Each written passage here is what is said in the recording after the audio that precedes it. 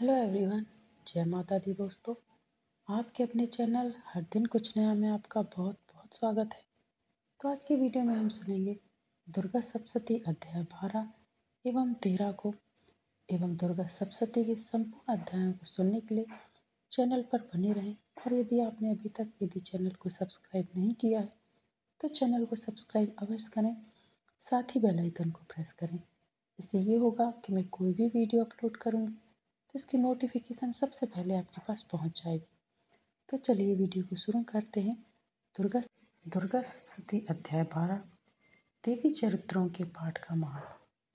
देवी बोली, हे देवताओं, जो पुरुष इन स्तोत्रों द्वारा एकाग्रचित्त होकर मेरी स्तुति करेगा उसके संपूर्ण कष्टों को निस्संदेह में हर लूंगी।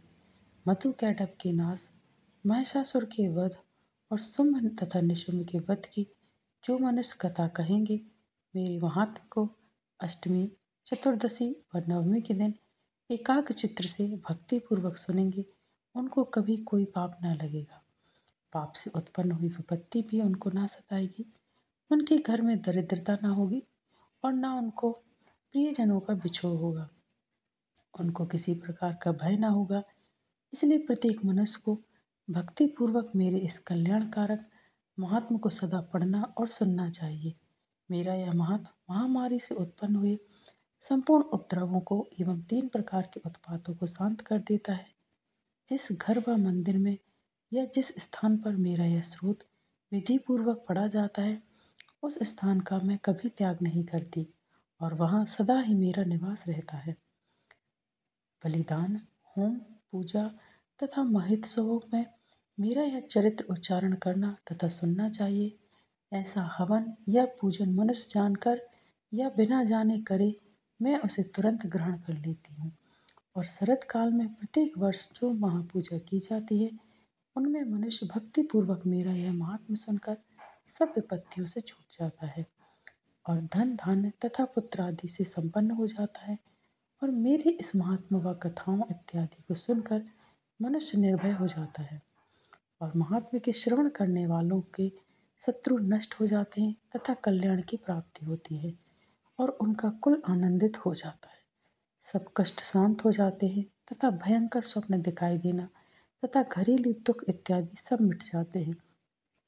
बाल गृहों में ग्रसित बालकों के लिए मेरा यह महात्मा परम शक्ति देने वाला है। मनुष्य में फूट पड़ने पर यह भली भांति मित्रता करवाने वाला है। मेरा यह महात्मा मनुष्यों को मेरी जैसी सामर्थ्य की प्राप्ति करवाने वाला है।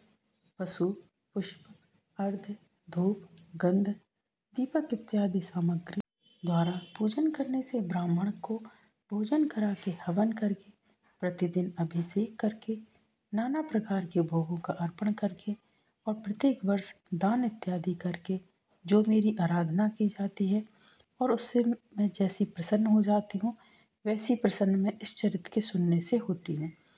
यह महात्मा श्रवण करने पर पापों को हर लेता है तथा व्यक्ति को ध्येय प्रदान करता है एवं व्यक्ति को आरोग्य प्रदान करता है। मेरे प्रादुर्भाव का कीर्तन दुष्ट प्राणियों से रक्षा करने वाला है। युद्ध में दुष्ट दैत्यों का संहार करने वाला है। इसके सुनने से मनुष्य को शत्रुओं का भय नहीं रहता है।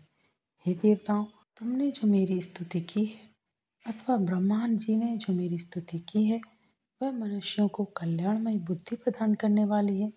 वन में सोने मार्ग में अथवा दावानल से गिर जाने पर, वन में चोरों से घिरा हुआ या शत्रुओं द्वारा पकड़ा हुआ, जंगल में सिंहों से, व्याघ्रों से या जंगली हाथियों द्वारा पीछा किया हुआ, राजा के क्रुद्ध हो जाने पर, मारे जाने के भय से, समुद्र में नाव के डगमगाने पर, भयंकर युद्ध में फंसा होने पर, किसी भी प्रकार की पीड़ा से पीड़ित, घोर बाधाओं से दुखी हुआ मनुष्य मेरे इस चरित्र को स्मरण करने से संकट से मुक्ति पा जाता है।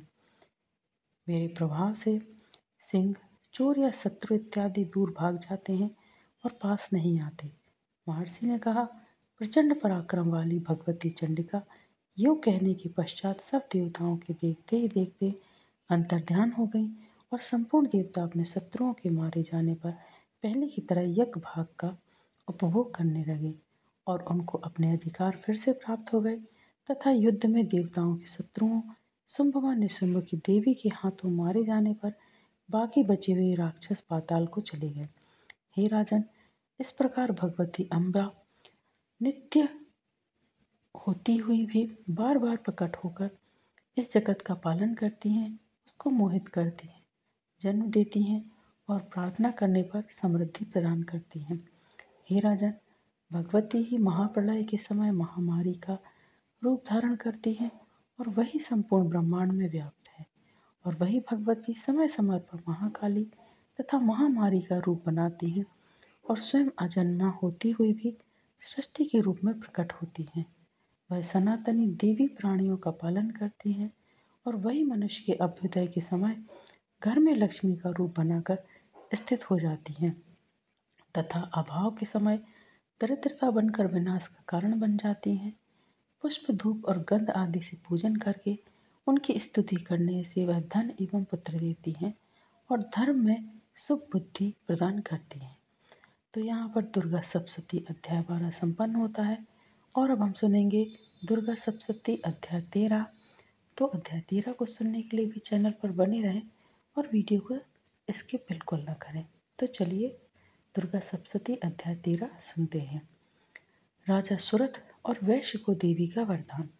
महर्षि मेधा ने कहा, हे राजन, इस प्रकार देवी के उत्तम महात्मा का वर्णन मैंने तुमको सुनाया है। जगत को धारण करने वाली इस देवी का ऐसा ही प्रभाव है। वही देवी ज्ञान को देने वाली है और भगवान विष्णु की इस माया के प्रभाव से तुम और यह वैश्य तथा अन्य विवेकी जन मोहित होते हैं और भविष्य में मोहित होंगे। हे राजन, तुम इसी परमेश्वरी की शरण में जाओ। यही भगवती आराधना करने पर मनुष्य को भोग, स्वर्ग तथा मोक्ष प्रदान करती हैं।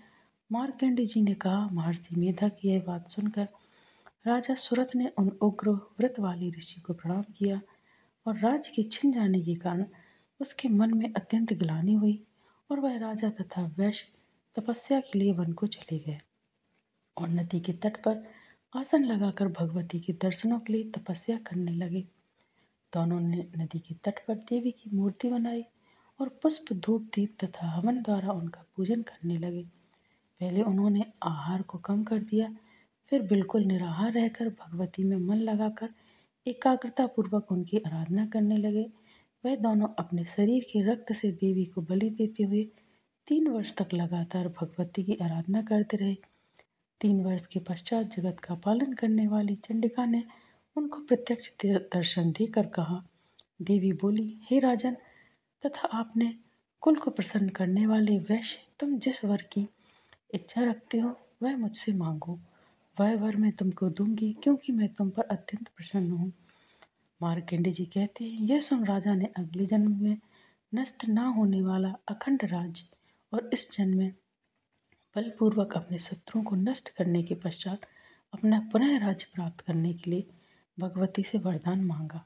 और वैश्य ने भी, जिसका चित्त संसार की ओर से विरक्त हो चुका था, भगवती से अपनी ममता तथा अहंकार रूप आसक्ति को नष्ट कर देने वाले ज्ञान को देने के लिए कहा। देवी ने कहा, हे राजन, तुम शीघ्र ही अपने शत्रुओं को मारकर पुनः अपना राज प्राप्त कर लोगे। तुम्हारा राज स्थिर रहने वाला होगा। फिर मृत्यु के पश्चात आप सूर्यदेव के अंश में जन्म लेकर सर्वाणिक मनु के नाम से इस पृथ्वी पर ख्याति प्राप्त करोगे। अतः है वेश, कुल में श्रेष्ठ, आपने जो मुझसे वर मांगा है वह आपको देती हूँ। आपको मोक्ष को देने वाले ज्ञान की प्राप्ति होगी। मार्कंडेय जी कहते हैं, इस प्रकार उन दोनों को मनोवांछित वर प्रदान कर तथा उनसे अपनी स्तुति सुनकर भगवती अंतर्ध्यान हो गई और इस प्रकार क्षत्रियों में श्रेष्ठ वह राजा सुरथ भगवान सूर्यदेव से जन्म लेकर इस पृथ्वी पर शार्वाणिक मनु के नाम से विख्यात हुए। श्री दुर्गा सप्तशती के पाठ के बाद सिद्ध कुंजिका स्रोत का पाठ अवश्य करना चाहिए। इससे